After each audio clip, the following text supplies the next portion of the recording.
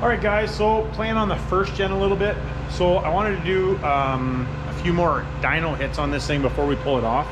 I'm still busy in the shop, just is what it is, especially with all the different stuff that's going on.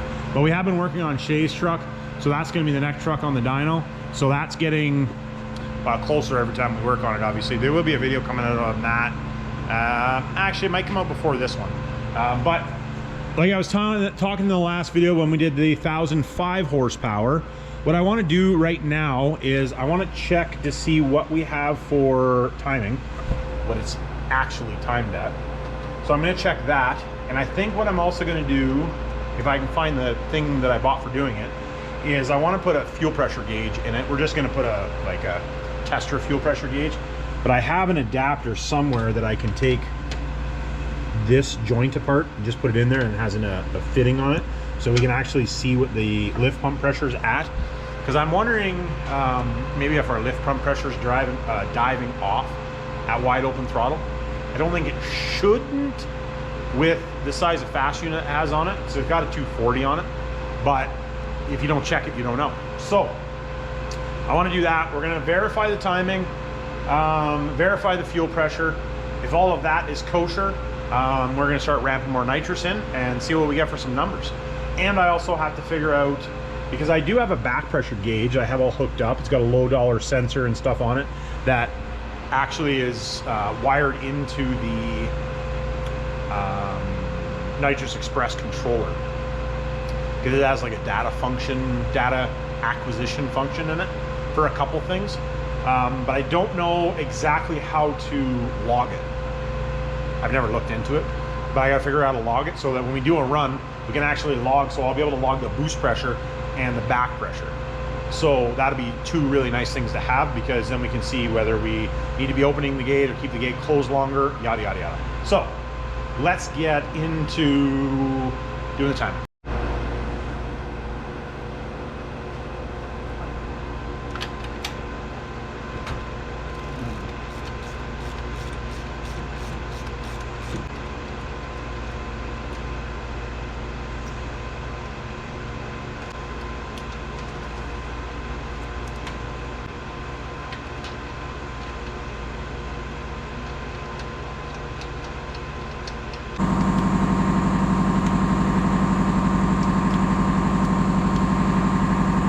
All right, guys, so you guys see me monkeying with the timing there. I double checked the timing just to see what we were at, and we were at 38 degrees.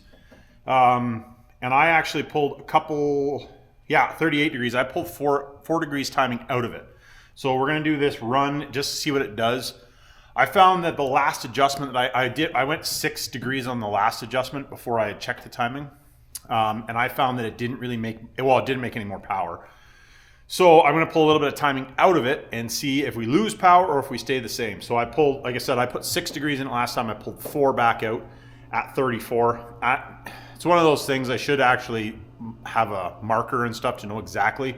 I'm kind of guessing. So it's within a couple degrees plus or minus. But something else too that I usually do on something like this is I actually take a Sharpie and I'll write it somewhere. So I did actually write it down now. And I got that fitting that I was talking about right there, which is just a GIC to GIC fitting, or AN fitting, I guess technically. And then I have a fuel snubber in there. Not that this needs a fuel snubber per se, but, and then our actual gauge. And right now, if we flip the key on,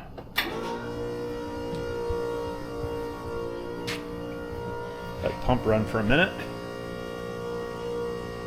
Pressure will come up.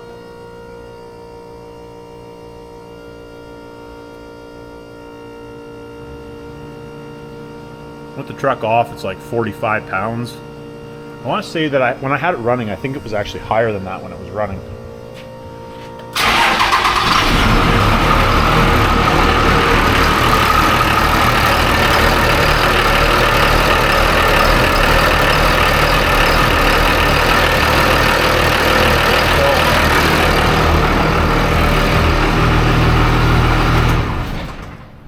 Just under 50 psi. Now that's obviously not under load.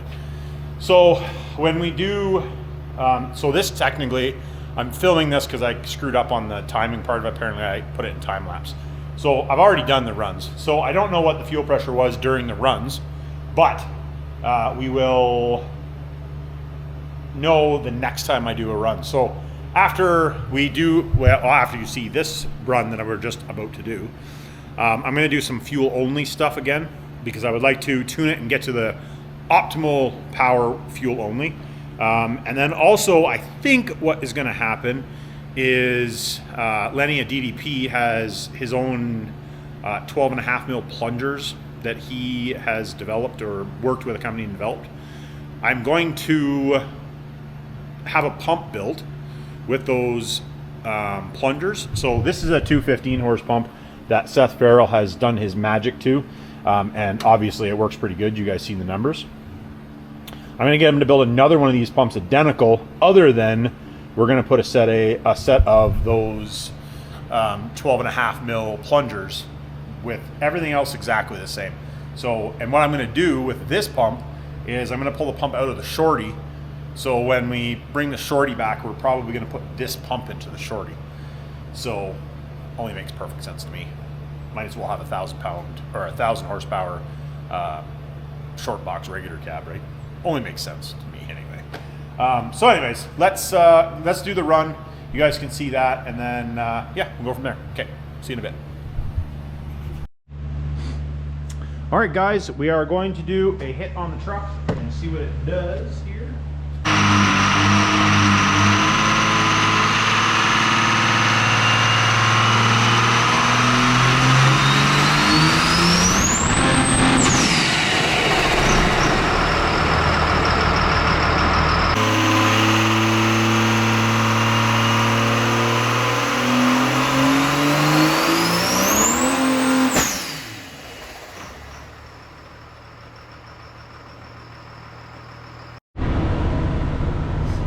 All right, so you guys just seen that run that I just did.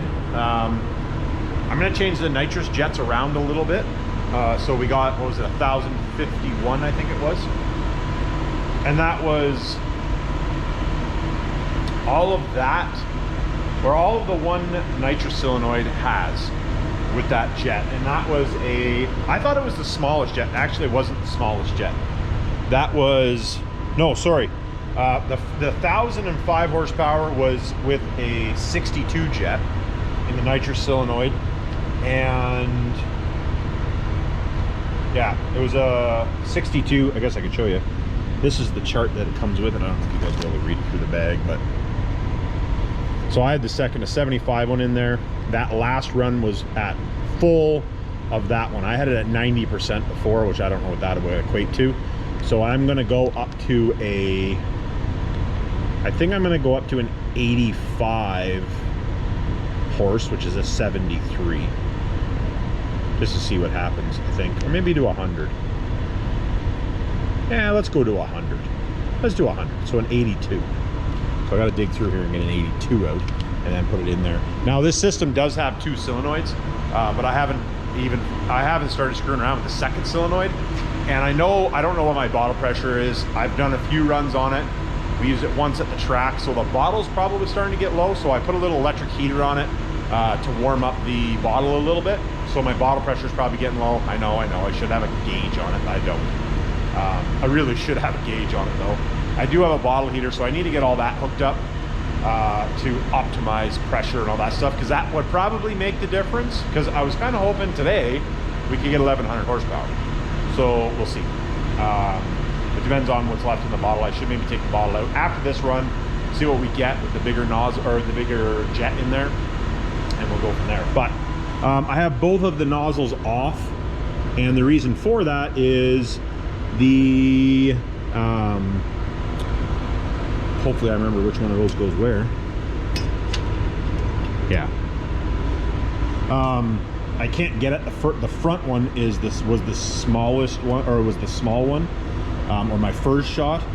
So I had to take the big one off to get the other one off. So that's the reason I have both of them off. But and it has right now it has an 88 in it. But like I said, I don't even have it firing, or I don't think I do. Pretty sure I don't. Pretty sure I have it disabled. So we're gonna put a 82 in it for 100, another 100, or for 100 shot. So going from a 50 to 100 is the idea here. So, all right, let's do that. I won't bore you guys with doing that, so you'll see me right now.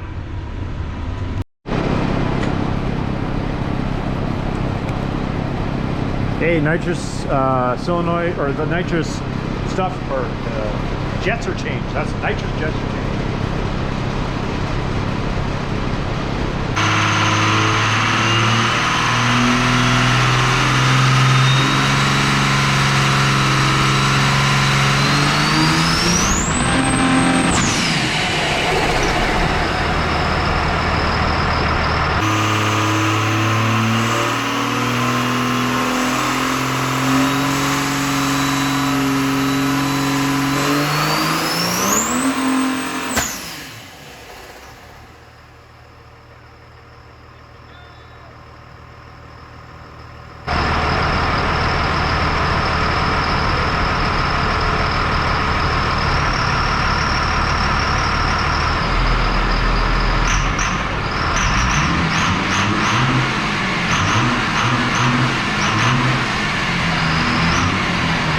I guess we hit the number that I was trying to get today anyway.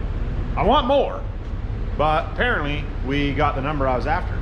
So we just did, well, you guys would have seen it already, 1125 at 4,650 RPM, 1,300 foot-pounds of torque. So that's sweet. But I'm gonna have to pull the nitrous bottle out. We're gonna weigh it, see how much is in the bottle now. Because I gotta be getting low-ish. I know my bottle pressure is gonna be low. So, but everything seems to be working good, no issues. I did have to drain the, to start with, I drained the blow-by, our catch can at the bottom. It had about a liter in it, which I figured it was going to because it has no baffling or anything in. And when you're winging these things 5,000 RPM, they tend to have a little bit of blow-by. So, but everything's kosher, no problems, everything's working good. And like I said, now I did turn the timing down from, we were at 38, I turned it down to 34. So I might even monkey it around with it because I want to do some more fuel only, sorry guys, wobbly.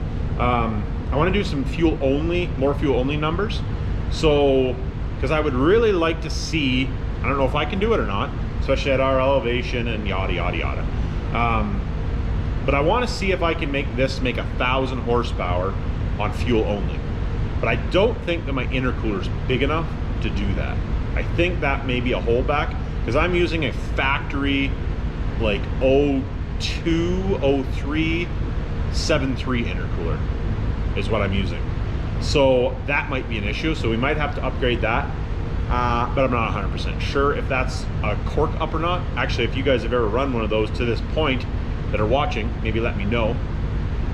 Our drive pressure is still obviously decent because we're not opening the wastegate, or I don't think. I guess I'll have to see the video. I honestly couldn't tell whether it was opening. I don't believe it was, so I figured I'd probably see it shooting out, but we'll be able to see it in the video.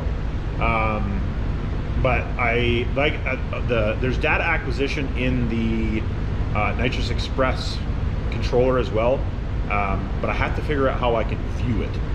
I see the run, but I don't know how to view it, so I just have to mess around with that a little bit. But that's a me problem, not a them problem. There's nothing wrong with the controller. I just don't know how to work it. But we'll get that all figured out. As soon as I get it all figured out, I'll probably do a bunch of videos on showing you guys how to do it, if you're so inclined to know. Yeah, everything seems to be working mint so far.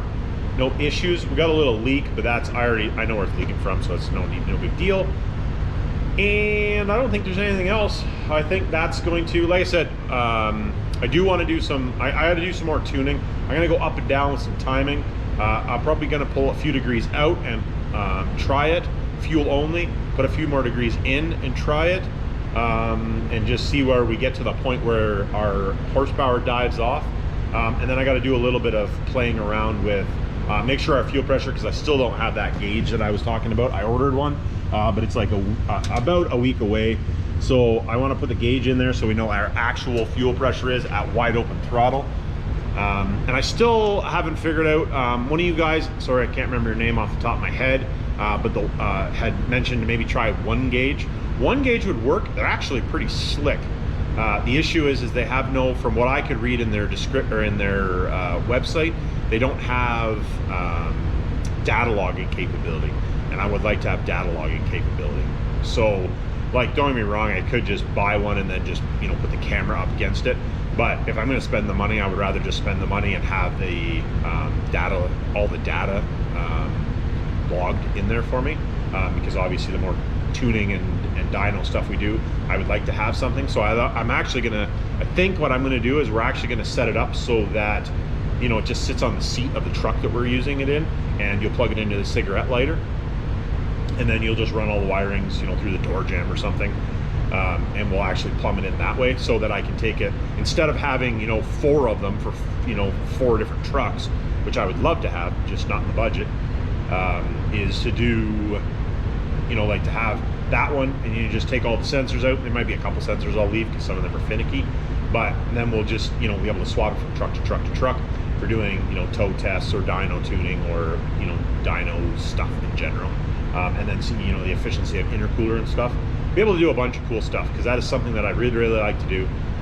So anyways, today was a success as far as I'm concerned. Truck is still running, no issues, and now we're at high horsepower of 1125 on the dyno. So that's the highest horsepower that's been on the dyno as of right now anyway. So we're gonna post that one up, put it, hang it, I don't know, I guess I need somewhere to hang. Oh, you know what I should do? I'm gonna magnet, and I'm gonna print it off, and I'm gonna put it right there. So that's our high horsepower right now, and then whoever comes in, if you make more power, when we start dynoing other people's stuff, if you make more power than what mine does, then your number will go, your sheet will go up on there until you're not the highest horsepower. And I realize, you know, if some race guys maybe won't want it up there, I'm going to put it up there anyway, and we'll just take the name or something off of it. So anyways, I'm going to call it a wrap on this one. Please, if you guys could do me a favor, if you haven't checked out, you're still here, please do me a favor, and can you tell one friend to go check out the channel, check out my videos. If everybody can do that for me, if everybody does one friend, you know, all the time, we can make this thing grow and be able to do a bunch of cool stuff. So I appreciate everybody. Like, subscribe, and remember, it's not rocket science. If you're gonna be dumb, you better be tough.